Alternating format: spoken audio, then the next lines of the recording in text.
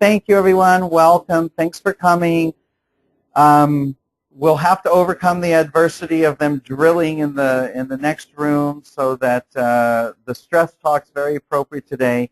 And anyway, this is an exciting talk for me, and we'll actually go through today's talk, and then I think next month I'm going to do more on stress, but we're just going to talk about the amazing aspects of the placebo effect and how many amazing studies there are where things happen because of the power of the mind or the power of belief, and we'll look into that in more detail next month.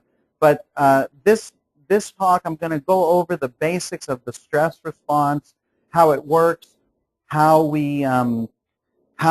stress is manufactured in the brain and in our ideas and expectations, and how it translates into the body. And it's a pretty fascinating subject, and I think it'll be an approach you've never really heard about before. And really, if you see here, stress is the common denominator in virtually all disease, and we'll see how that happens. So I go back to one of the famous poems I learned in school, Rudyard Kipling. If you can keep your head when all about you are losing theirs, then you just don't understand the problem. That's how it goes, right? This was one of my Murphy's rules of stress, and I thought it's a good way to start. We're gonna, by the way, I'm gonna make tonight's talk fun. We're gonna be putting in lots of different fun quotes, and the guy I picked this time to be my sort of stress management pearl guy is Yogi Berra, the famous Yankees, right? New York Yankees catcher. And so it'll be very fun throughout. You'll see we'll have a lot of fun stuff. So this is the last in our talks. Remember, we talked about the 7 hidden stresses that cause all illness and disease. And we remember down here that an ounce of prevention is worth a pound of insurance forms. That's very important. Hello. And so we look here, hormone imbalance, the 7 hidden stresses, and it follows this mnemonic. Hormone imbalance we discussed the first month. Inflammation, digestive disorders, detoxification issues, energy problems with the mitochondria, nutritional deficiencies and neurotransmitter imbalances. And then finally here we are at stress, mental, emotional, spiritual, physical.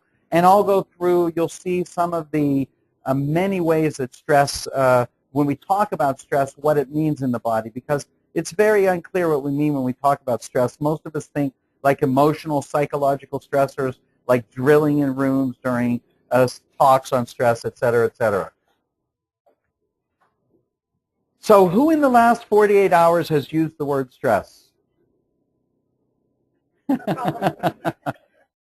Yeah, almost all of us. And that's one of the amazing things is stress really became this common term. You know, this term was coined by Hans Selye back in the 40s, and there really was no information about, we knew sort of what stress was, but he's the one that coined the term, brought it to popular usage, and at that point it meant a physical stress on a body as well as the thing causing the stress. And so we're going to see more about it. My professor, Dr. Gant, over here, is the one that made this very distressing web of distress, and I tell him just looking at it makes me stressed, right? It's like a busy, busy slide, and if you have arachnophobia, you're in trouble. But the whole idea here is that we talk about a total stress load. What is the total stress load on the body?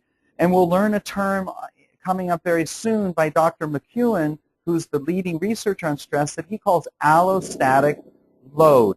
Allostatic load is the sort of total stress that we experience from all inputs. So we're going to look at some of these. You see, there's emotional stress, which is what a lot of us think about when we think about stress. There's cognitive stress, like irrational demands and expectations we make of ourselves and others. There's sensory stress. Everybody's heard of like phantom limb pain. You know how people can lose an arm in the war or something like that, and they still get pain from it. So that's sensory stress. Those pathways are so developed in the brain that even though the limb is now missing, it's a metaphor for how pain is really in our mind. It's not always in our body. There's a common kind of saying in the pain management world that pain is in the body, but suffering's in the mind. There's always a mental component to our pain. We look at metabolic stress here.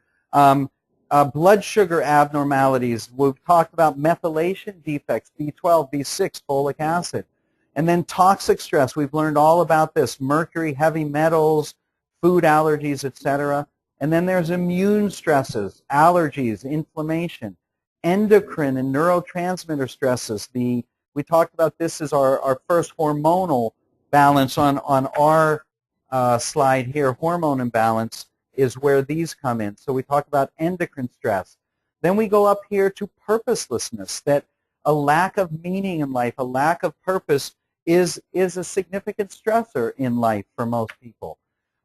We look at infectious stress, if you have candida or yeast or parasites. Oxidative stress, this comes from the oxygen molecules, that we live in a world of oxygen, and that creates an oxidative stress in our body. Infection can trigger oxidative stress. Emotional stress can trigger oxidative stress. This is why we take antioxidants.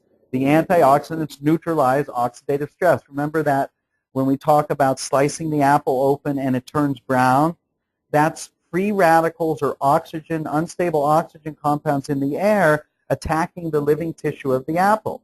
So you squirt the lemon juice on it. Those antioxidants in the lemon juice, the vitamin C and others, neutralize the oxidant particles, the free radicals, so it can't attack the tissue. So we always want good antioxidants in our body. Energetic stress, this is a more controversial area, but cell phones, electromagnetic radiation, power lines, there's a lot of debate still going on, and the jury's out. We don't know how big of an effect this is. Structural stress, so this is joint flexibility, postural difficulties, osteoporosis, osteopenia, kyphosis, all these stresses structural to our spine and our musculoskeletal body. This is what chiropractors and body workers deal with. And then we end up with a total stress load. And this is Dr. Bruce McEwen, and he basically has been described by as the leading living scholar on stress and the link between stress and disease. And this quote comes from Dr. Robert Sapolsky, who wrote a wonderful book called Why Zebras Don't Get Ulcers. Does anybody know why zebras don't get ulcers? You're not a zebra. See, that's a beautiful stress protective mode of thinking. I like that. It doesn't concern me. I'm not a zebra. That's great. I love that, Jeanette. Beautiful. Okay, zebras don't get ulcers. And Sapolsky here spent 30 years in the field studying baboons and zebras and these social orders among animals. And basically, they don't manufacture stress in their brain. They live in sort of this, Garden of Eden, Zen-like, wonderful time where they're not worried about anything but drinking their water, eating their food, punctuated by periods of absolute terror when they're being chased by a tiger. However, when the chase is over and the tiger gets somebody else, they go back to grazing and drinking, and they don't hold on to things like we do. They live in the moment, and we will talk much more about how living in the moment is a critical part of our frontal lobe and how that is our way out of stress. So we'll see more about that. But McEwen here discusses allostasis. How many of you have heard of homeostasis? Yeah, homeostasis, remember, it's like the blood will keep the sodium in a certain range between 135 to 145, the blood sugar in a very narrow range. So homeostasis is that the body keeps things in a very narrow range in which we can live comfortably or survive. Even think of body temperature. You go past 104, 105, a few degrees, and you could, it can kill you. So the homeostasis is this narrow range that we live in to stay healthy. Allostasis is basically systems in the body that change so that homeostasis is maintained. In other words, so that we can maintain homeostasis, let's say of temperature, many, many things have to change in the body. The pores have to open, so we sweat, so we evaporate, so it cools down the skin. The thirst mechanism has to increase so that we go to drink water. So all these things that change in the background so that we can maintain our small zone of comfortable living is what we call allostasis. And that's a normal bodily responses of change in order to help other systems remain stable. Now, allostatic load is when all that change has exceeded our body's ability to cope. So it's kind of like total stress load, the TSL. When the allostatic load is high, that's when we hit burnout. That would be the common term. We burn out on some level, mentally, emotionally, physically. So here's one of the sayings that McEwen says that really gets back to the zebras. Stress begins in the brain. Only humans can become stressed out from things that exist in idea only. So this is a fundamental flaw, if you will, in our mechanism. Right. Because we can rehash these old arguments. We can become what Joan Borisenko, the author and one of the women I got to study with early on when I started learning about the mind-body effect, is you become an advanced worrier. You anticipate things that are going to go wrong. You see, the husband's already looking at his wife.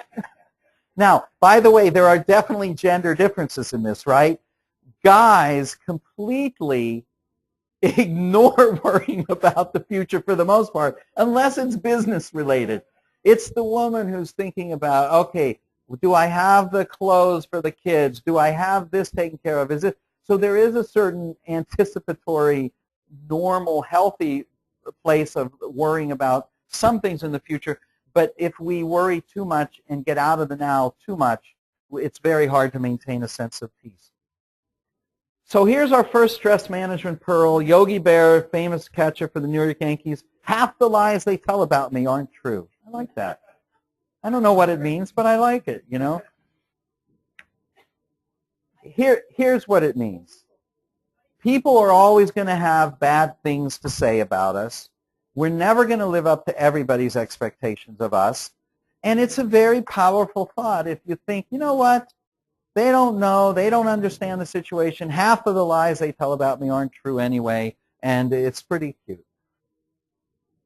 Stress is ubiquitous. Concept number one. I borrowed these slides from my professor, Dr. Gant, because he has anything you see with the smiley face icons are his slides, and I credit Dr. C.E. Gant with these because he does a great job of going through these stress things. But concept number one here is the primary cause or exacerbating factor of most, perhaps all, mental and medical disorders, including addiction and violent behaviors, is the fight or flight response, that primitive, inborn, automatic, unconscious response that starts in our brain in an area called the locus ceruleus, sends triggers to the pituitary and the hypothalamus, which sends nerve impulses down to our adrenal glands, and cortisol and epinephrine or adrenaline are released. And all these magnificent changes that get us prepared to run for our lives or to fight. We need this response. It's absolutely critical to staying alive because this response makes us alert milliseconds or seconds before our brain becomes consciously aware that we're in fight or flight. But it moves us out of the way of an oncoming car. It helps us to have the energy to run or lift the car off our kid if they got trapped or whatever. So, definition of stress down here, mental or bodily tension resulting from factors that tend to alter equilibrium. Now, it's important to understand that not all stress is bad. And I think we kind of all intuitively know this. We tend to refer to stress as the allostatic load when it's already gotten to the too much point. But you see down here, back in the 1920s, Yerkes and Dodson produce this Yerkes-Dodson curve that I learned about from Dr. Herbert Benson, who was one of my teachers, and we'll learn more about him later.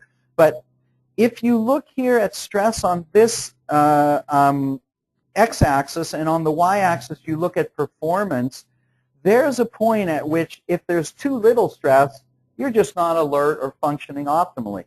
There is a point at which optimal function occurs, and then a point at which we exceed stress and we go into anxiety, depression, disorganization, etc. So you see Viktor Frankl here, one of my favorite psychiatrists that was in the concentration camp, and I'll give you a lot more information from him later on in the talk. But to me, one of the greatest thinkers, he wrote a book called Man's Search for Meaning, and this is a guy who you talk about the adversity of them, drilling with jackhammers during my stress talk. That's nothing compared, obviously, to having endured, living through the Holocaust, being a survivor of a concentration camp. So this guy put his money where his mouth is, and he discovered what it takes to survive through very adverse circumstances. But he says here that what man actually needs is not a tensionless state, but rather the striving and struggling for a worthwhile goal of freely chosen tasks. Yogi Bear says baseball is 90% mental and the other half is physical. See, that's great. This guy does math like me. Actually, I was a math major, so my math's better than this, but I like it.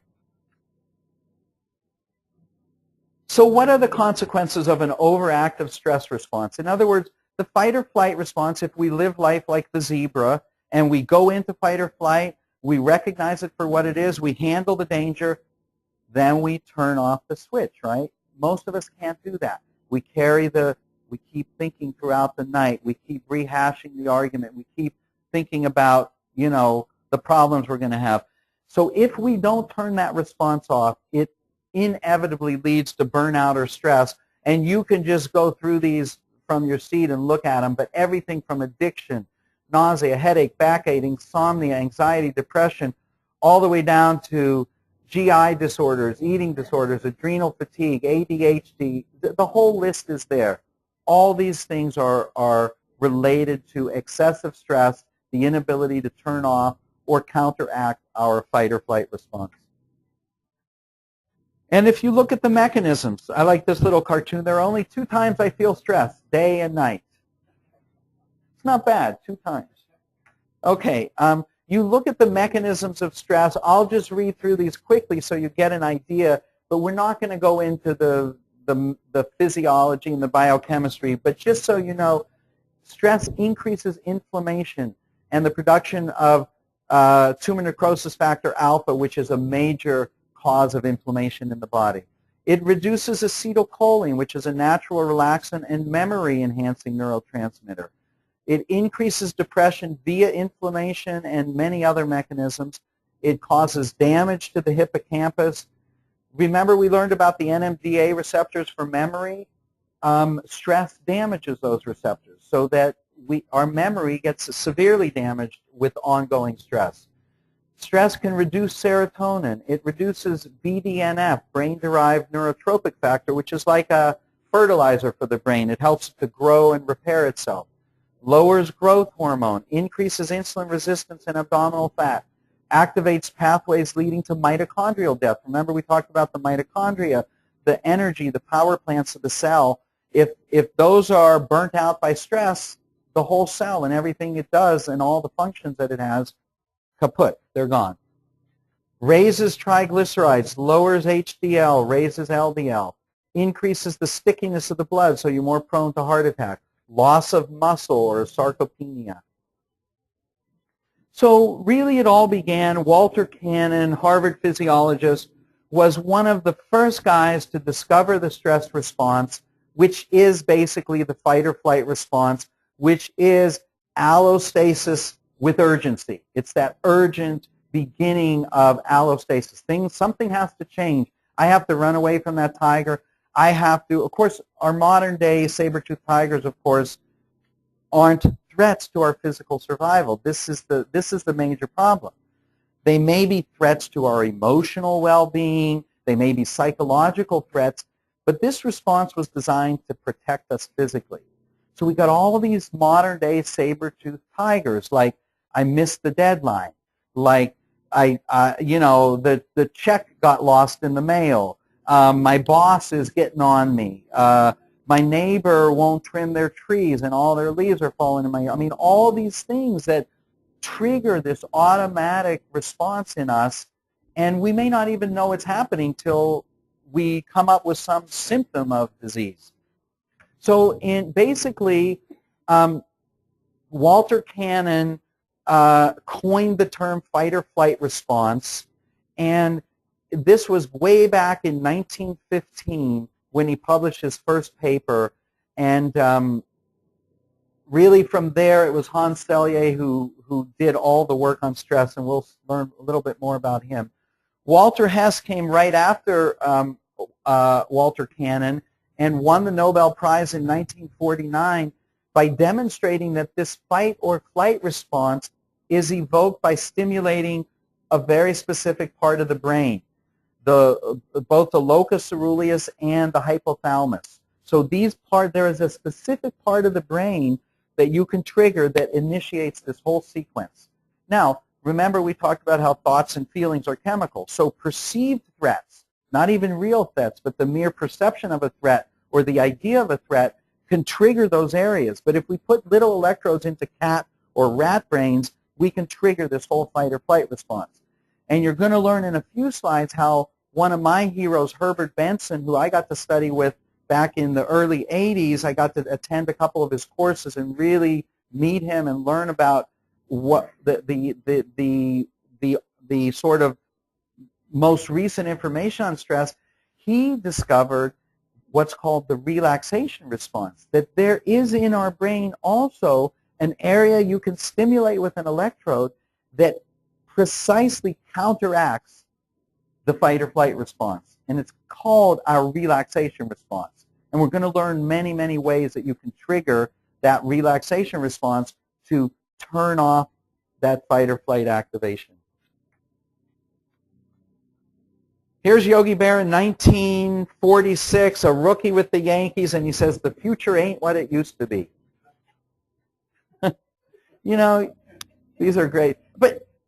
And you think about it, it's true. Look at the days back at Yankee Stadium or those. I mean, really, life today, it's different. It's more complicated.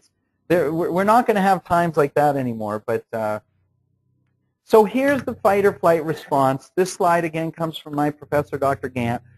You look here, the locus coeruleus, this area right here, is the source of noradrenaline, or what we call norepinephrine, and this is what ignites the fight or flight response.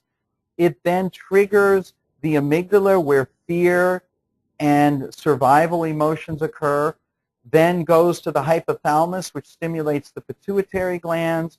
Nerves go down the spinal cord to the adrenal glands to trigger the release of epinephrine and cortisol. And then this area, which we'll learn, the very important area called the frontal lobe. So basically, this is the front. The eyes look out this way, and this is the back of the brain. This is the cerebellum for balance, and this is our cortex.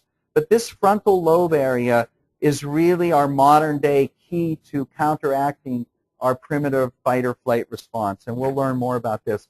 But in other words, we do have more responses available than just fight or flight. We can see flight in anger, or fight with anger or hate, and run in fear. But we can also use our frontal lobes and our cortex to think and to process and to say, is this really a threat? To evaluate it. You see what I'm saying? So we have to use our brains, and then we have verbal abilities. And this, so we can verbally defuse a lot of things now. We don't have to just run or hit the guy, right? Today we have the ability to use our verbal skills and our cognitive thinking skills to process a threat. If it's a guy, you know, stepping on your toes or getting in your face, you know, you learn if he's a lot bigger than you learn that, okay, I've got to use my verbal skills to get out of this. I don't want to get, beat to a pulp here. So there are many, many ways that we can utilize other responses than fight or flight. Yes, thank you. That is the key. They are conscious and voluntary, and they are not automatic. We have to, they're harder. Yeah, it's the exact right thing. They are, we have to bring them to consciousness, and we have to choose them. So these are where our choices come in. So Yogi Bear, of course, is most famous for this saying, when you come to a fork in the road, take it, or pick it up. I've heard it both ways. But and, of course, forks in the road are decisions, and he's right about this. When we have decisions to make, instead of over-dwelling on them, think them through, get advice, but then make a decision and go with it. It's very, probably the greatest stress psychologically of the human organism, and I learned this back in Psychology 101, is not knowing about things. It's ambivalence. It's not knowing what's right or what's wrong or what's going to be best or what's going to. I mean, sometimes you just have to make a decision and go with it. If you find out from your information later it wasn't the right decision, you go back and you do it again. But we're not going to make all the right decisions all the time. But this not knowing, and this happens in medicine all the time. We find that when we can't diagnose a disease, when people are sick, but we can't figure out the exact diagnosis, it's very stressful for people. People do better once they know it's cancer, even a horrible diagnosis like cancer. They, okay, now I finally got some relief. I know what I'm dealing with. I can do what I can. I can let go of what I can't do. That whole serenity thing, right? Make the changes you can. Let go of what you can't, and pray for the wisdom to know the difference. But I think it's so. This is. Let me kind of sum up where we are so far in this stress response. We've got this automatic, unconscious, involuntary fight or flight. That's our locus ceruleus, amygdala, spinal cord, hypothalamus. Then we've got these conscious choices that we have to make. How do we think right? How do we use our cognitive skills to change our expectations from unrealistic to realistic, or to not have unreasonable demands on others or ourselves? So how do we, and of course a lot of this is mentoring and having friends to talk to. This is why social groups are so important, because most of us do this not on a therapist couch, but sitting down talking with friends and saying, hey, what do I do? I don't know what to do. Sometimes advice is not as, listen, some advice can be bad at friends and advice can be bad on the therapist couch. But the point is, when we reach out and we connect with other people, we have a chance to moderate this fight or flight. Then we learn how to verbally diffuse skills, to diffuse the fight or flight. I learned this from this wonderful book called When I Say No, I Feel Guilty by Dr. Manuel Smith. I read this about 20 years ago. It's a fantastic book. You know about it? Yeah, that says, look, we're not limited to fight or flight. We don't have to just get angry at everybody or run away and hide and, leave the world and go meditate. There are ways that we can learn to use our brains to think about what we really want, deal with our expectations, bounce things off friends, etc., and use our skills to defuse that fight or flight, to turn down the switch. And that's the other thing I'll tell you, is that the fight or flight, it's not truly an on or off switch. Although it comes on pretty quickly, there's a dimmer component to it. And we can use these techniques like changing our expectations or learning how to sort of communicate with people better so that they don't. We learn how to, look, we all do this, right, unconsciously. We learn how to communicate with people in different ways. Some people are very sensitive. You have to choose your words very carefully. Some people are more understanding. They don't get easily upset. So we learn to tailor the words we choose, but you can turn down that dimmer switch on the fight or flight. You don't have to be at a 10. And it's a very effective technique. Sometimes you only need a 3 or 4 to get the job done, and it cools off the body so we don't get into that burnout that happens. And then we've got spiritual choices, or what we call superconsciousness, that really is a sense of meaning or purpose in life that has more to do with the frontal lobe. So you see here, too blessed to be stressed. So we can keep our develop some sense of connection to a higher power, a higher purpose, a greater meaning in life. I mean, and that's what Viktor Frankl taught us, that in Man's Search for Meaning, that's really the key to overcoming most adversity. Back to Yogi Berra, it was impossible to get a conversation going. Everybody was talking too much. This is Yogi Berra, Whitey Ford, Mickey Mantle. I'm not a big baseball guy, but I learned a lot putting this talk together. These were big names. These were... So we look at the anxiety-depression connection. The fight or flight, too much unchecked fight or flight, which is what we call our sympathetic nervous system, is often diagnosed as generalized anxiety disorder, panic disorder, insomnia, ADHD, post-traumatic stress disorder.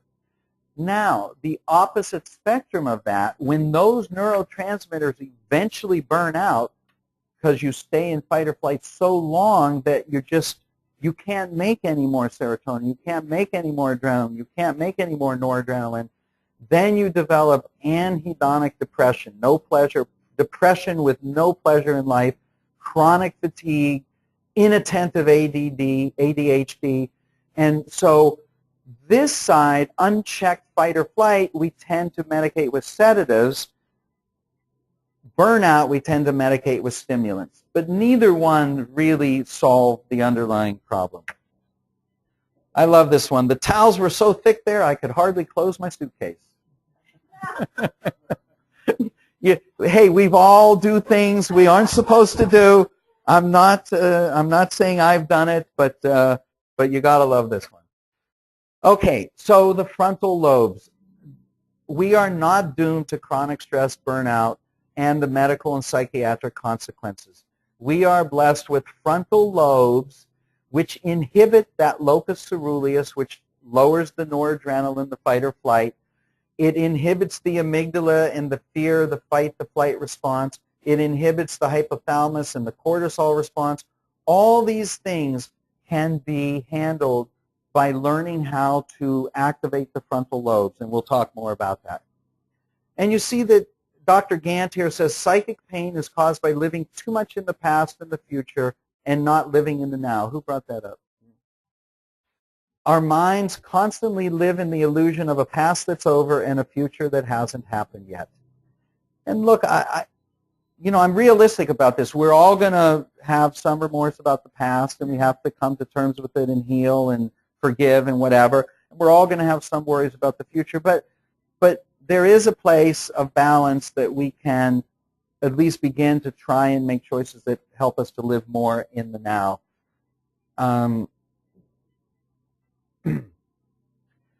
Now, if we look at the triune brain, and I want to go here for 1 minute only to digress, but this is kind of looking at, there's this primitive brain stem which we call our reptilian brain. That handles our blood pressure, our pulse, our respiration. We don't think about that.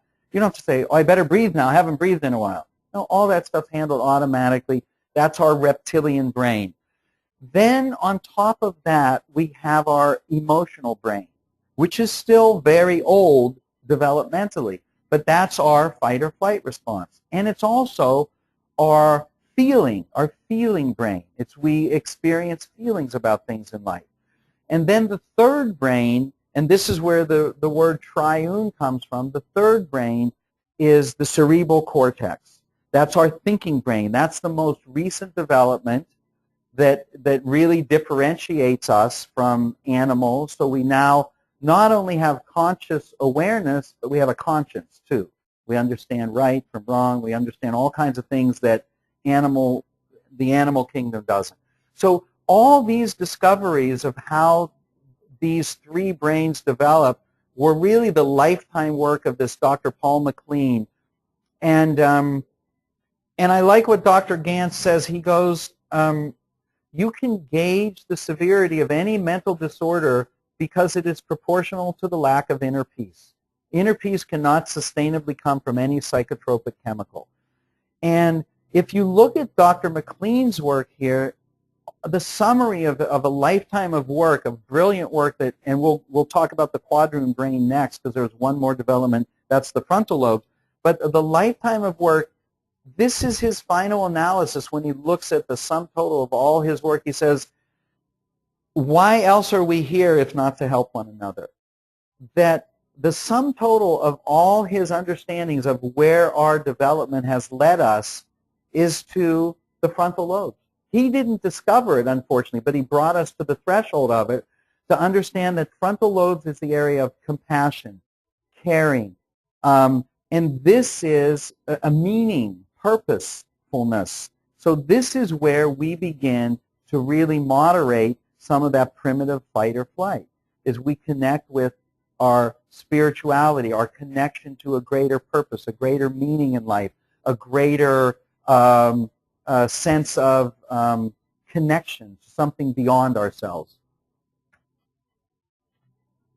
Yogi Berra says it ain't the heat, it's the humility. And of course that's it, frontal lobes, compassion, humility. You know, in Jewish thought, the greatest characteristic of what they consider the most spiritually developed rabbis and you know, I can't even remember the word that we call them, but the greatest rabbis spiritually, the one quality that indisputably the Talmud talks about is humility. That it's the complete lack of arrogance or me. It just doesn't exist in the true, you know, spiritually developed people. I mean, look, there aren't many people on the planet like that. I've given up trying, but at least it's good to appreciate that humility is something, you know, worth seeking. And I think Yogi Berra was onto something. So here we get to the quadroon brain. We go from 3 to 4, tri to quad, and we add. So we see here's the reptilian brain, which are behavioral compulsions, pulse, respirations. Then we go to our emotional brain, or the limbic system, which is our amygdala, fight or flight. And even in this emotional brain, there are developmental levels. Like the oldest is fight or flight. Then there's care of our young. And then there's even beyond, this is me, survival of me. And then this thalamus-cingulate part of the emotional brain was tenderness, playfulness. And so we see that in some of the animal kingdom for sure. But, But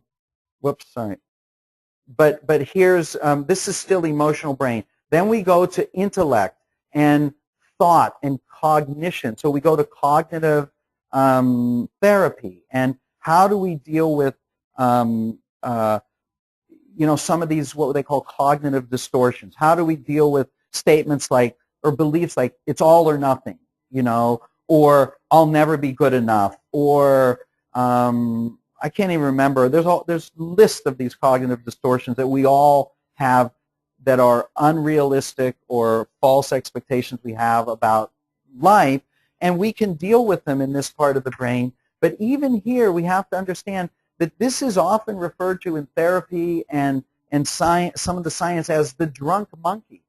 Or, you know, because think of our thoughts. There's still not a lot of peace in our thoughts. Our thoughts can drive us nuts, right? So although this is an incredibly powerful part of our brain and it can moderate the fight or flight response, it has its own sort of vulnerabilities in this drunk monkey. It's just, we call it the monkey mind. It's like the monkey jumping from tree to tree. You're jumping from this thought to that thought. It's untamed. It's wild. And your thoughts can take you to all, you know, well, look, what do they call fear? False expectations appearing real, right? That mnemonic, or acronym, not mnemonic. And so the mind can jump from all these thoughts. And if you look at all the spiritual traditions, what is the answer? It's quieting the thoughts. It's taking all this monkey mind and going to the place beyond it. Even some of a lot of the mindfulness techniques in like sort of Tibetan thought are, you just notice it. You pay attention to it.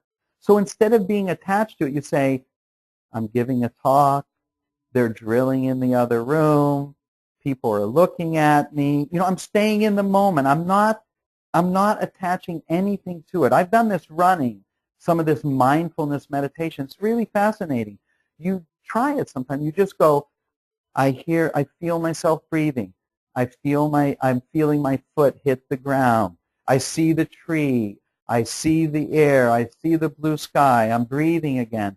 So instead of getting caught in worry and anticipating fears and in the monkey mind, we focus on something that we just repeat that thing. So it becomes a meditation.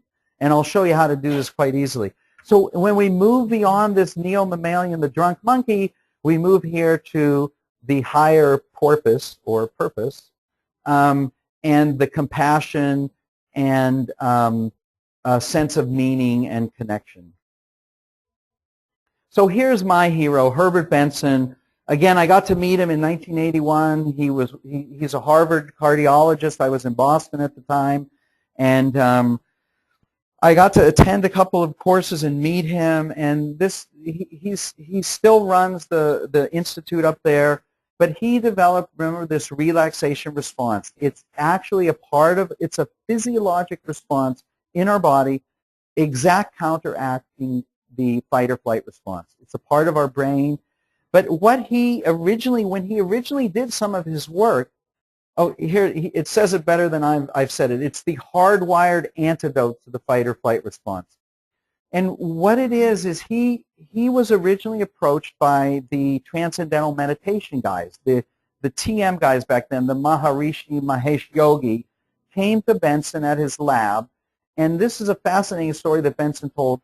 When he started doing his work in the lab at Harvard, turns out, and of course he had never met the guy because he had died earlier, but he worked in the same lab as Walter Cannon worked, the guy who coined the term fight or flight, discovered it, and it's just an amazing turn of events that the guy who discovered the fight or flight response in 1915, Walter Cannon, would be followed by Herbert Benson in the 80s working in the same lab, discovers the antidote to the fight or flight response. It's pretty remarkable. But Herbert Benson, what he said was, yes, I will study you. Because they came to him and said, hey, by meditation we can lower our blood pressure, we can lower our respiratory rate, we can lower our oxygen consumption. And these were things that said, no, nobody can do that. That's the autonomic nervous system. Those are automatic functions. Nobody can really control their respiratory rate or their pulse rate or blood pressure by thinking about it. And they said, yes, we can. He said, look, I don't believe it's possible. So he was skeptical. But he said, I will study you under the provision that whatever I find, I will publish. Because back then, TM membership sold for a lot of money, right? You had to pay a couple $100 or whatever it was. They give you your own special mantra to focus on, and it was geared towards you. Anyway, so Benson worked on this, and he studied them in the lab, and what he found, I don't actually have the slide here, but what he found was that indeed everything they said was true. They were able to lower their blood pressure. They were able to lower their pulse. They were able to lower their respiratory rate, decrease their oxygen consumption, change their brain waves to the relaxed alpha brain waves. They were able to do all these things at will, and it was an astounding thing. But what he realized is it didn't depend on their mantra. He could reproduce the same effect by the following techniques. You focus on a simple word or phrase. Pick whatever word has meaning to you. He discovered the meaning part, and this is where maybe TM could assign you a specific word that was more geared towards your energy or, aura or whatever.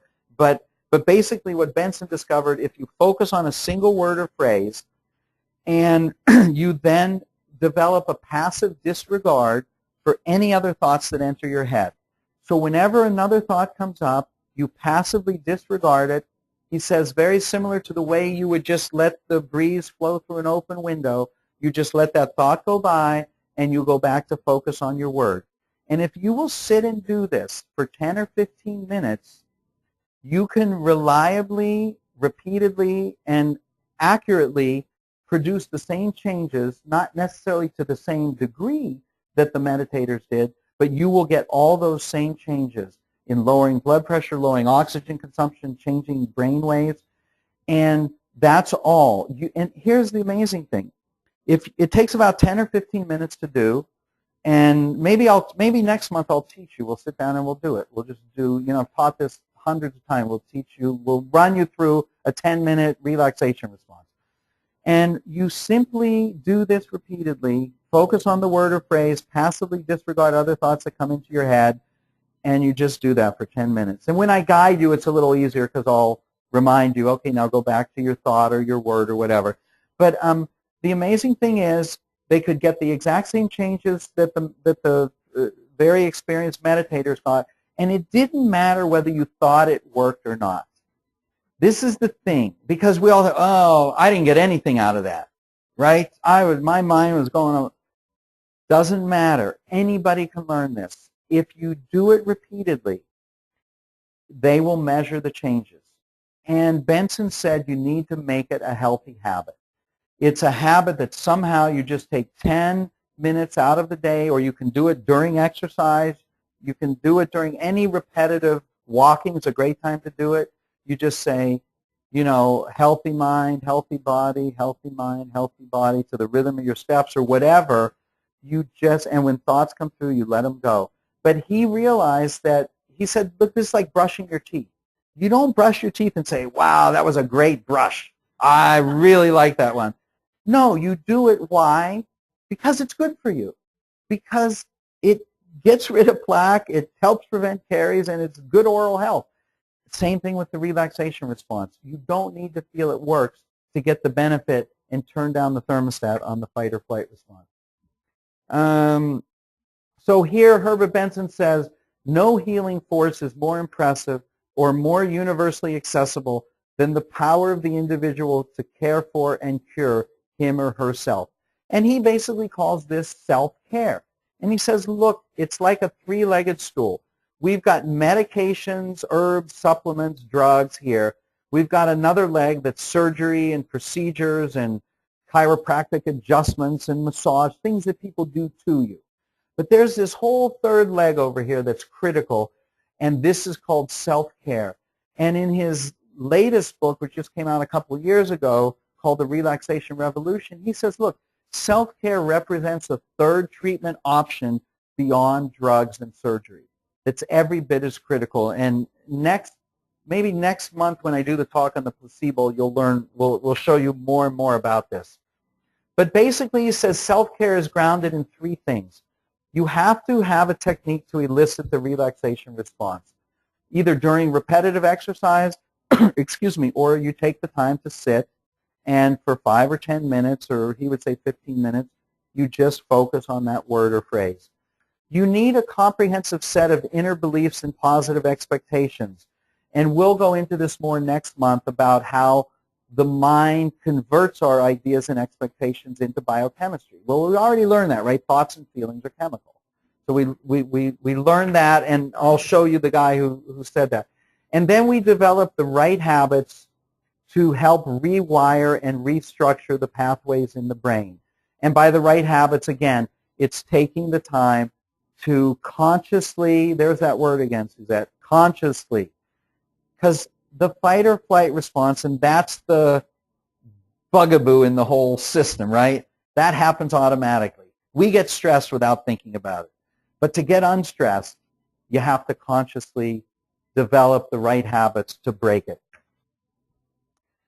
And Yogi Bear had that understood completely. It says, in theory, there's no difference between theory and practice. But in practice, there is. And we all know what that means, right?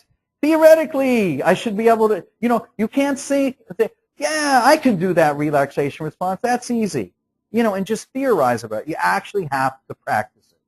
You have to sit and you do it, and you have to do it repeatedly. It has to be a healthy habit like brushing your teeth or, exercising or making good food choices.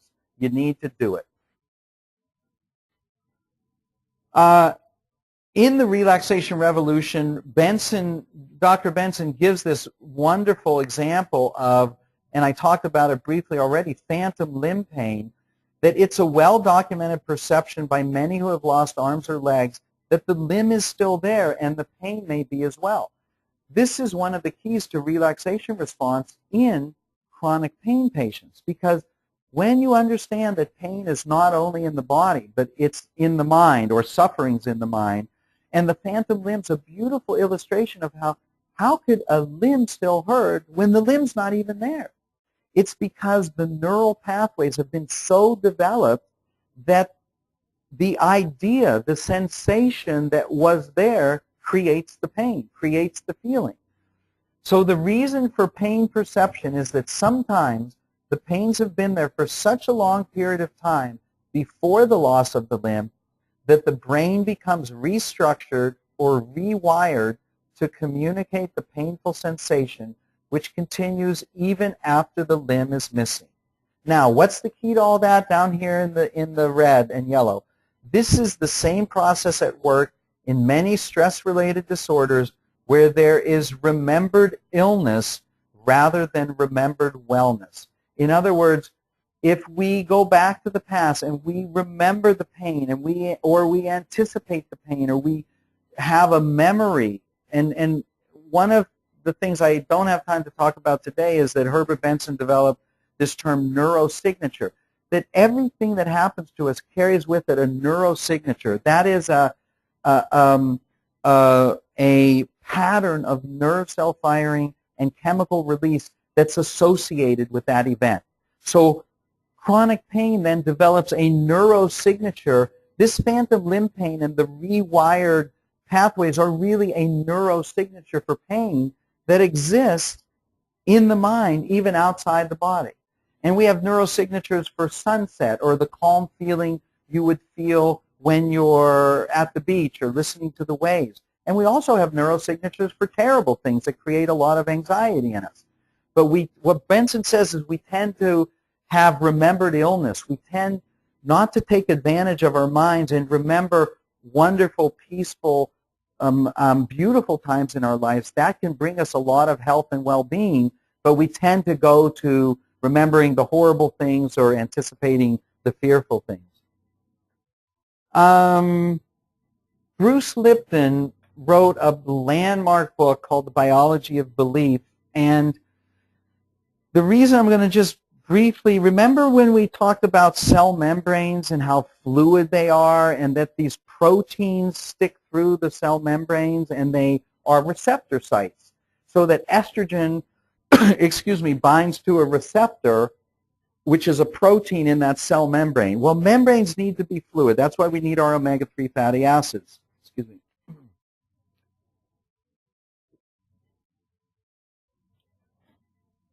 So these proteins are called IMPs, or integral membrane proteins. And what Bruce Lipton, Dr. Lipton discovered is that we used to think the brain of the cell was the nucleus, where our genetic material is, our genes, right? We're all captive, we're all held captive or limited by our genes, right? Not true. In the body, the brain of the cell is not the nucleus. It's not our genetic material. The genes are just a protein factory. They produce enzymes and proteins that help our body to function and run and repair itself, but they can't turn themselves on and off.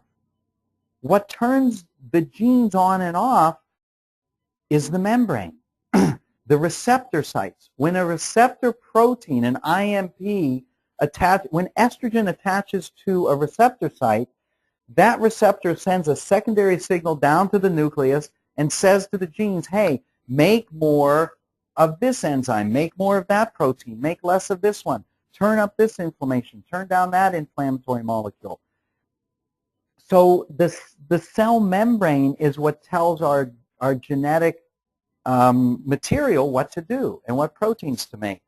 And the important thing is that to understand that there are proteins that respond to physical and chemical signals like estrogen, but there are also integral membrane proteins that respond to vibrational energy fields like light, sound, and radio frequencies. So that in fact, just think of a tuning fork. You know, if you have a tuning fork here and here, and I hit this one here, and it's the same frequency, these start to vibrate, and you can hear them, right? So these receptor sites can vibrate like tuning forks and can read energy fields, so that biology can also be controlled by invisible forces, including thought. So when we say that thoughts and feelings are chemical, this is probably one of the ways that it happens, that these integral membrane proteins respond to electromagnetic energy. We look at, and I'll give you an example. Mosley and O'Malley did a study back in, wow, I think it was 2002. Here it is, New England Journal of Medicine, Baylor School of Medicine. They did a study on surgery for patients with debilitating knee pain, right? And they divided them into 3 groups because they knew that the surgery worked, but they wanted to find out what was the part that worked. So group 1, they shaved the damaged cartilage. Lost my thing here. Okay, here. Group 1, they shaved the damaged cartilage. Group 2, they flushed out the joint to irrigate away inflammatory substances. And in group 3, they decided, hey, we'll do some fake surgery because all good surgeons know there's no placebo effect in surgery. So they did fake surgery with the patient sedated. They made the 3 standard incisions. He talked during the surgery. He splashed water on it. He sewed him up like he did something. And all 3 groups did have post-operative exercise program, but the placebo group improved just as much as the other 2 groups. This is what we're going to do next month. I'm going to get together, because there's dozens of these that are just amazing. So I'm going to get together all of these for you next month. We're going to have fun next month. We're just going to go through, how does that placebo effect work? How is it possible? I mean, so it would work every time in all cases. You mean, will it work every time? Well, I mean, this fake surgery, these people who have damaged cartilage or whatever they have. Yes. Well, if you, after a year or after a certain amount of time, I can't remember the exact in the study, they then told these people that, hey, you were one of the sham surgery patients, you know, and they couldn't believe it. They said, I'm fine. Everything's fine. My knees don't hurt anymore. But did they really have damaged cartilage? Oh, yeah, they had debilitating knee pain. Still there. Yeah. Well, then why does anybody have any surgery? Except for like cancer. Well, because it's hard to do sham surgery all day long. Probably harder. There are some things you have to have surgery, right? Yeah, no, look, we're not saying don't have surgery, please. But what we are illustrating that, look, this is what we're talking about. The body converts our ideas and expectations into biochemical realities. That in this case, the belief that they had the operation. Now again, maybe it was the exercise. They all had post-op exercise, but they had all been doing, you know, stuff before and still had debilitating pain. But the point is this, that the mere belief might have created more endorphins. It might have, remember, these integral membrane proteins can respond to thoughts. They said, oh, finally, it's over. I've been so sick of this pain. I'm so happy. My pain's over. And now they have positive thoughts about it. And these cell membranes inside the cartilage, inside the knee, whatever, now respond differently, right? Because they can respond to thoughts and feelings. Convert those into, whether it's pain, endorphins and morphine-like substances, or whether it's anti-inflammatory substances or whatever, something solved the problem. I mean, it's no different than phantom limb. I mean, this is a reverse example of phantom limb. Phantom limb, you have pain that doesn't exist. Here you got rid of pain that does exist by imagining it away or believing it was going to go away. Oh, wait till I tell you, people who have had severe allergic reactions to plastic roses and, you know, who, I mean, there's asthma attacks, you know, that were caused by water and prevented by water. No, there was no hypnosis in it, right? These people were sedated. Nobody was giving them, you know, subliminal suggestions. This was just the power of belief.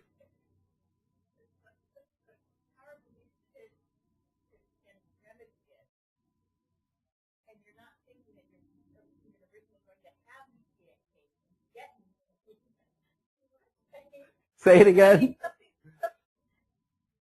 the placebo effect may affect when you have been in pain. But, so the power of the mind affects that. And it's how we frame it or whatever. Right. And it's a part of it, at least a big part of it. Right. But my big thing is why things happen when you don't think you're going to be. Oh, You know, right. the power of the mind.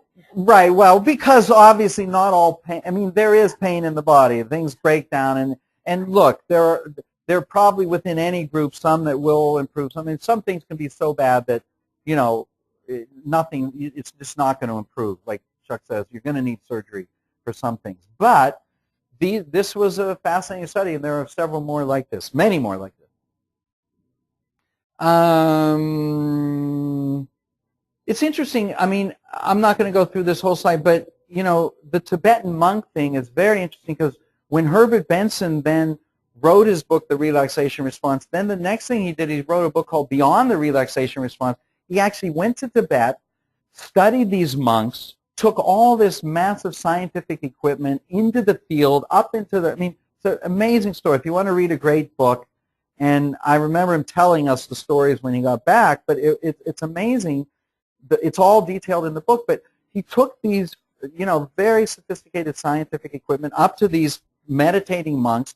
They were doing unbelievable things, like taking a wet sheet, right? They would put this wet sheet over their body. The ambient temperature was, I think, like 45 degrees, maybe 50 degrees, certainly not more than 50. And within 45 minutes, they would generate enough heat that the sheet was dry. Now, you and I would just get pneumonia, right? We shiver and freeze. But this is, and he documented all this stuff. I mean, that's how strong the mind is. So Bernie Siegel here, yeah, you can't, it's hard to lose weight just thinking, although, listen, if this is, yeah, but we'll maybe sometime learn more about how the conscious mind and the unconscious mind work, because that is the key to long-lasting habit changes and stuff. And it's the subconscious mind runs most of our lives, right? It's not our conscious mind. I mean, and the perfect example is most of you will drive home from here and you'll be talking to each other, and and you'll arrive at home and you didn't have to think, I better turn left here, I better turn right there. We all know how that works. But if you can program the unconscious mind or feed it the right visual images, the auditory, you've got to really work with the senses on the unconscious mind, visual, auditory, kinesthetic, and find those places to feed it the image of what you want to look like, how you'll feel when you get there. All those visualization techniques give you a much better chance of, so in a way you're thinking yourself thin, but it does kind of tap into the unconscious mind ability to help us with habit control to some degree. Beautiful.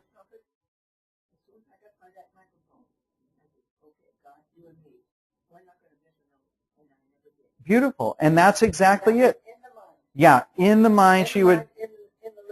Yeah, to rehearse, and we know it works with athletes. It's an incredible technique that's used in almost all Olympic level athletes, is visualizing the success. I remember reading a book by Dennis Waitley back when I was in high school, and they did this study of these guys that actually threw free throws. And then they had guys that just pretended, rehearsed it mentally. And I don't know if it was exactly the same, but it was a dramatic improvement. So, there are things that we can do. But Bernie Siegel here, I just want to pay tribute to Dr. Bernie Siegel, Yale author and surgeon, who really revolutionized the whole field. He wrote a book called Peace, Love, or Love, Medicine, and Miracles, and Peace, something and something. And it was just so far ahead of his time. He actually shaved his head 30 years ago when it wasn't cool, and he did it because he dealt with cancer patients, and he wanted to experience to some degree what it felt like for them to lose their hair during chemotherapy and whatnot, and he developed a group called Exceptional Cancer Patients, and he's just full of just wisdom and wit, and And basically, he came up with this whole concept, thoughts and feelings are chemical. We know a little bit more about why now. But here's some things he says. The simple truth is that happy people generally don't get sick or as sick. It takes more distress and poison to kill someone who has peace of mind and loves life. And this is one of my favorite things, and this goes to our frontal lobes and our cognitive expectations. Don't do things to not die. He says, do them because it makes every day precious. And he gives this wonderful story about the two vegetarians. And he says there's a big difference between being a vegetarian because it makes every day precious and being one because it will prevent you from dying. He says in heaven, one's happy and the other's furious because they died anyway, and look at all the good things they didn't get to eat, right?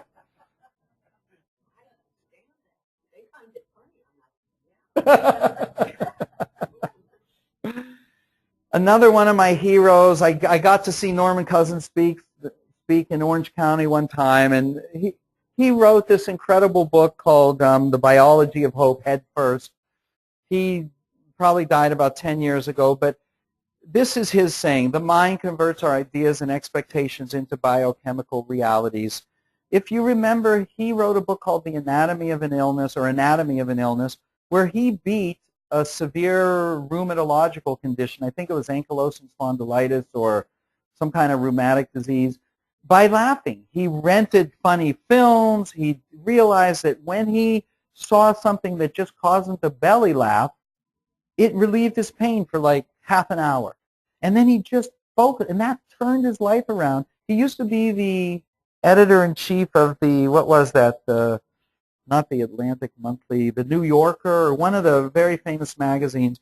And after that experience with illness, he went on to devote himself to studying the mind-body effect, and he worked in some of the key places in the world and out in LA at the center out there, just doing research on the mind-body and how it all worked together. But he says, nothing I have learned is less theoretical than the way the entire world seems to open up when courage and determination are connected to truly important aims. And he had an incredible sense of humor. He was a funny, funny guy. Another very well-known psychiatrist, Dr. Daniel Amen, here in Newport Beach, has a center in Northern California, and did SPECT imaging and brain imaging on all these patients, and really dissected out some of the finer points of ADD and depression and brain injury and brain trauma. He's had a number of PBS specials. I got to sit in on his last one. And he said something that really profoundly changed the way I thought about things. He said the brain is the hardware for the soul. And what he means by that is you've got to get the brain right. You've got to get the chemistry in the brain right. That we think that going to a therapist and working on our problems, all those are software programs, and they're very effective, they're very important. But if the brain is so chemically imbalanced, it's like trying to run, like I say this, the old 286 computer, right? An old dinosaur of a machine that I grew up with. Well, if you would try and put, Word 2007 in there, it's going to crash. That software program, as good as it is, can't function in that hardware. You need the hardware balance, and that's where Daniel Amen, really dissected the brain and brain health and what we need to do to keep our brain healthy, like omega-3s, serotonin, 5-HTP, whatever. And then when you balance the brain, you have a lot better chance for these sort of software programs to work. And then he came up with this, I don't know if he discovered it, but he's certainly the one that wrote most about it, is what we call ANTS, automatic negative thoughts. Again, automatic, right? The negative thoughts come automatically. The peaceful, wonderful thoughts we have to, remind ourselves, right? So I wanted to pay tribute to him. And here's a perfect reframe on a cognitive level. Yogi says, slump? I ain't no slump. I just ain't hitting.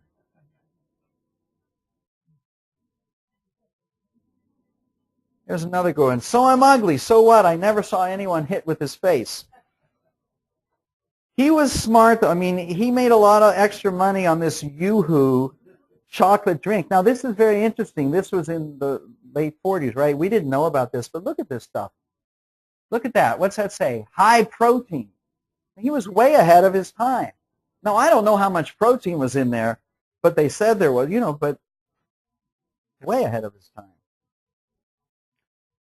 Hans Selye, again, coined the term stress, credited as the father of modern-day stress, University of Montreal, and he wrote this book. It's a brilliant book called Stress Without Distress. We all kind of know what that means, the right amount of stress without going into allostatic load or total stress load that throws us off. But here's one thing most people, and I love this, I bought that book even though it was 50 years old, and I read through it. It's brilliant because most of the stuff hadn't been discovered yet, and he did it. But in the dedication to the book, he wrote these words, and I just gave you an idea of the kind of guy he is. He says, "This book is dedicated to those who are not afraid to enjoy the stress of a life well lived, and not so naive as to think that it can be done without intellectual effort." And I think that's wonderful because, life is stressful. It is for all of us. And even though the drilling has quieted down and it's kind of helped here a little bit, I think there is no escape from stress. It's inherently stressful. But this understanding that living a good life, living a meaningful life, a life well lived, that's an important concept that I think we all need to remind ourselves how much we already do that in the people we love and care for, and just to remember that. And then also, when we're not doing it, to find a way that we can contribute to something greater. Remember Paul MacLean, the triune brain? It all comes down to we're here to help each other. And here's another perfect example. Yogi Bear, there are some people who, if they don't already know, you can't tell them. It's a major cause of stress, right? The people you can't tell. We'll talk about this next time. Again, perceptions. Remember, it's a perceived threat that triggers the fight or flight. It's not necessarily a real threat. It's the mere perception of a threat. And this is why studies show that it is not lifestyle or socioeconomic status, but the perception of our place in the world that determines our health. And remember Robert Sapolsky, Why Zebras Don't Get Ulcers, he says, he read that line and quotes that study in a National Geographic documentary I saw that he did, and he says, try to put that in a pill. This is the whole point. You can't, you can't put a perceptual change into a pill, and yet 90+% of our stress is perceived stress. It may or may not be real, or there may or may be other ways to moderate it that we don't follow.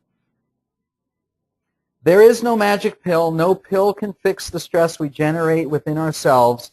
Now here's a very healthy image that this little Kit Kat has, and I like that. What can you say? That's beautiful. We should all have that, and I think we'd be better off. Dr. Mark Hyman, who I've quoted often, says, "Dis-ease is a disconnection from our sense of place in the world, a loss of control and meaning." And Dr. Ken Pelletier, who also advanced a lot of information on the fight or flight response, says basically, what are the characteristics of happy people? A sense of purpose, meaning, and connection. I'm going to rush through these a little bit, but here's Viktor Frankl, I told you about, the Holocaust survivor. And look what he says: everything can be taken from a man or a woman, but one thing, the last of human freedoms, to choose one's attitude in any given set of circumstances, to choose one's own way. And he says to live is to suffer, to survive is to find meaning in the suffering. And that comes from somebody who went through things none of us could ever imagine. Yogi Berra says you can observe a lot by just watching.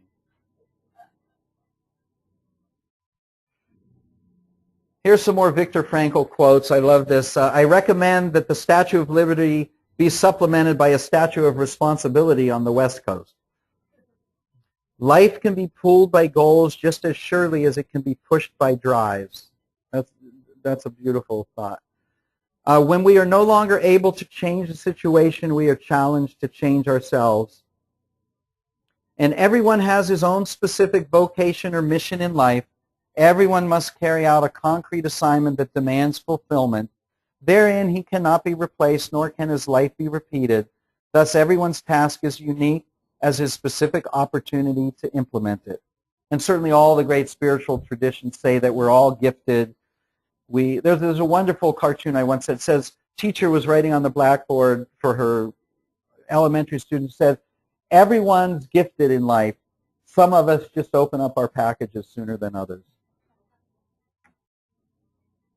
And it's all about this, finding the pause button and finding that place where we turn down the fight or flight, stop for a moment, pause, think about things, breathe, focus. And Viktor Frankl again says it beautifully, between stimulus and response there is a space. In that space is our power to choose our response. In our response lies our growth and our freedom. So that's really what it is. The stimulus, the initial is the fight or flight, and then we have to take that initial perception of threat or survival or fear or anger, pause long enough to say we don't have to react to that. We can feel it, we can experience, but there's a pause, there's a moment, there's a space where we can choose a different response. Listen, this is therapy 101, right? I know we've got therapy savvy people in here, right? We can respond. We don't have to react to everything. So that's the space between stimulus and response. This is another great way. I wrote a book several years ago on journaling, and this is a wonderful way for many people to use the written word or our verbal skills to find that space in between stimulus and response.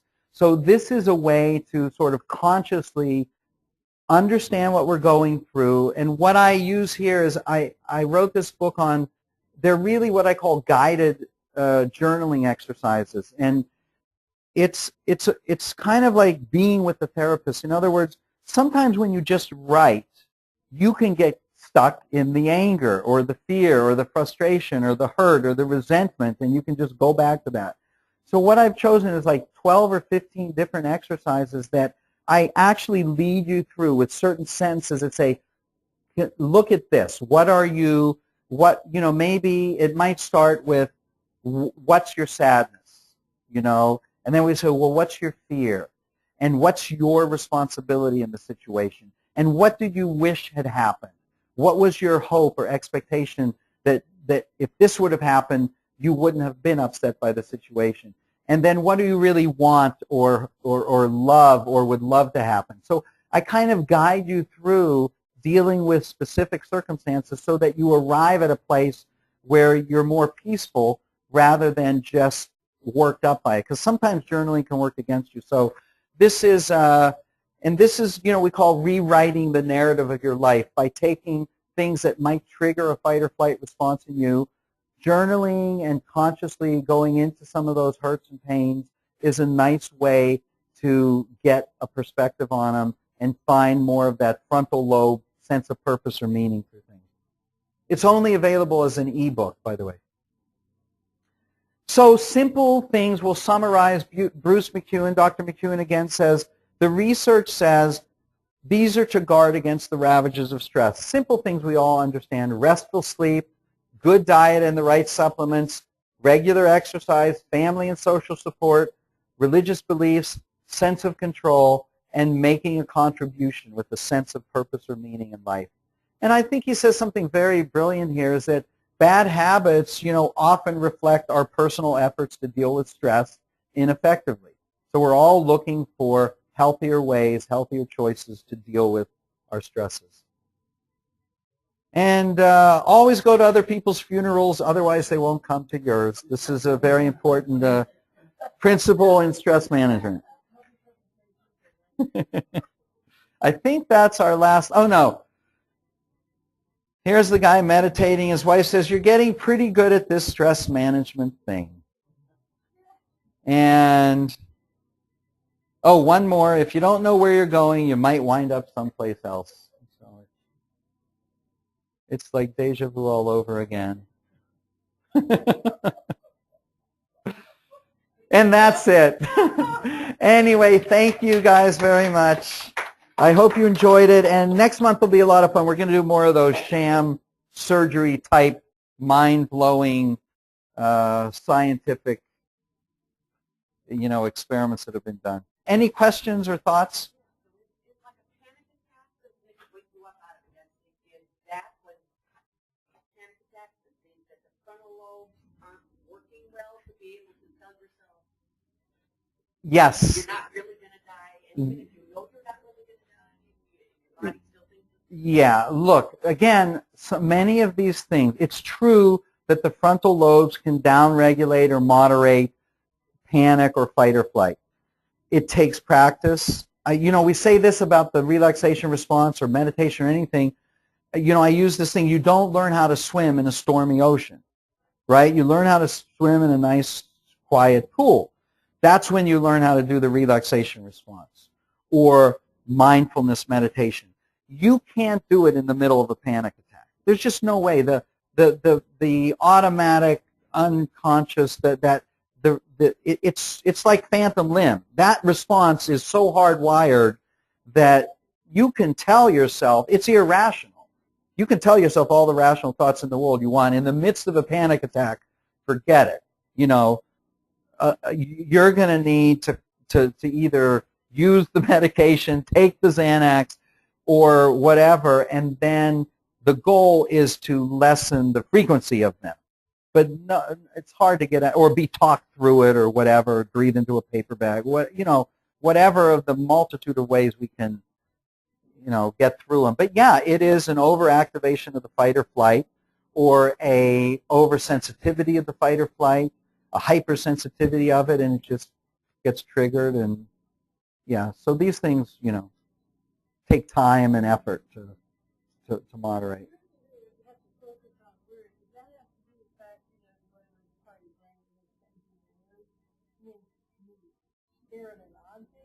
Oh, yeah, no, sorry. Yeah, no, it does not need to be a word, although the relaxation response as discovered by Benson seems to be most easily triggered or activated by a word or a phrase, as do most forms of traditional meditation or a prayer. Now, you could focus on an object, but I tell you what, unless you're really, really good, your mind will attach words to that object. You'll be like, I'm looking at the fire, I'm looking at the flame, flames going up and down. We're so verbal in our development, it's hard to just stare blindly at an object without a thought. Thoughts will come through. But no, you could just stare at a flame, and when the thought comes through, just go back, I'm looking at the flame. But there'll be some, words will enter in there somehow. I don't think anybody can just... Yeah, you can stare at an object. It reminds me of that poster from the 60s. It shows the guy sitting there. It goes, sometimes I sits and thinks, and sometimes I just sits.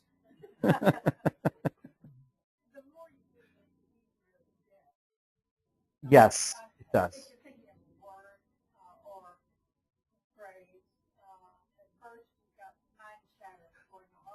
Monkey mind, yep, mind chatter. Another great word for it, thank you.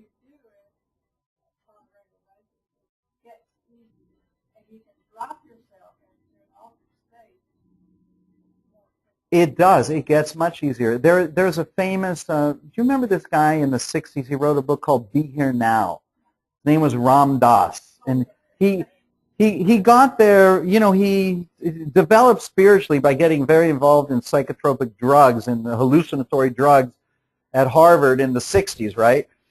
But the guy, then developed into quite a humanitarian. I mean, he's still alive, and he does all, great work and generous work. But they asked him, they said, Ram Dass, because he's considered to be like a highly developed meditator, say, how much do you meditate every day? And, all the people in the course are thinking, hours a day. And he goes, 3 minutes. They're like, 3 minutes? That's ridiculous, How can you reach nirvana in 3 minutes? And he goes, look, it's better to meditate 3 minutes every day than to not meditate 30 minutes, every day. I mean, you're doing it. Yeah. What stops? The mind chatter or the meditation? Yeah. Yes, it stops when you stop. Yeah. Yeah. And by the way, when you've done it enough, because the pathways do get built, these new neural signatures develop, you really can get into a very relaxed state in a couple of deep breaths. I mean, it doesn't take, and I'll show you some research next month in a book called Stress Free for Good that Dr. Pelletier wrote with Fred Luskin, that, they give a series of 10 scientifically proven techniques to take under 10 minutes, and you can experience benefit within minutes. Relaxation is one of them. I mean, or meditation. You don't need to necessarily do it more. There may be other benefits you get from doing it a little longer.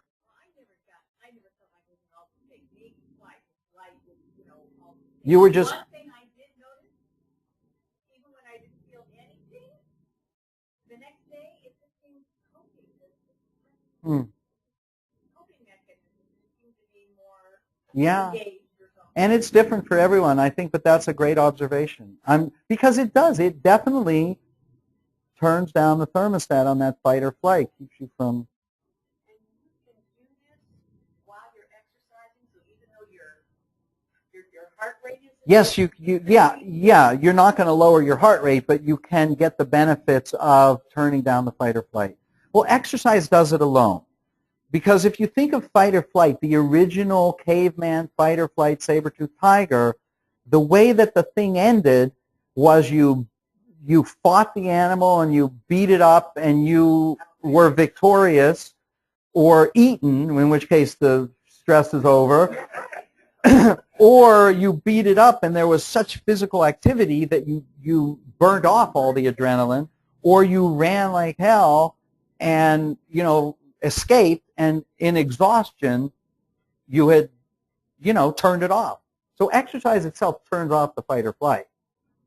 But most of us can't, when the boss says something bad or when you're caught in a traffic jam, you can't just, go run a mile. It's a great time. For some people, sitting and just meditating, there's too much restlessness in some people's minds to meditate effectively. I mean, I think they can over time. But for some people, active meditation like running and repeating the word or phrase or mindfulness, just noticing things in the environment and not attaching any meaning to them is another way. Walking meditation. Yeah.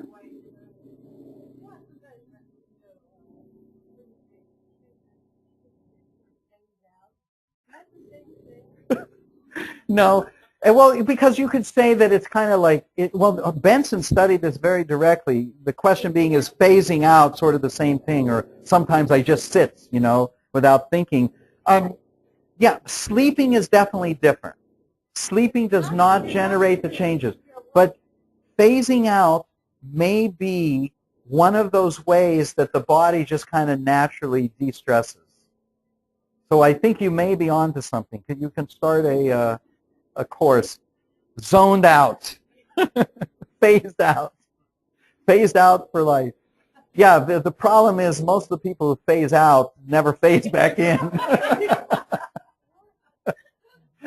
No, I'm joking about people who phase out all the time. You're like, come on. That's like, remember the quote I put in the invitation to this from Lily Tomlin? That reality is the leading cause of stress amongst those people in touch with it, right? For the people who aren't in touch with reality, geez, they're causing all our stress. They've got nothing going on, right? We all know a few too many of those. Anyway, it sounds like the drilling is giving us our sign that it's time to go. Grab some refreshments, and we've got some soothing chocolates and good stuff. Anyway, thanks again, everybody. Thank you.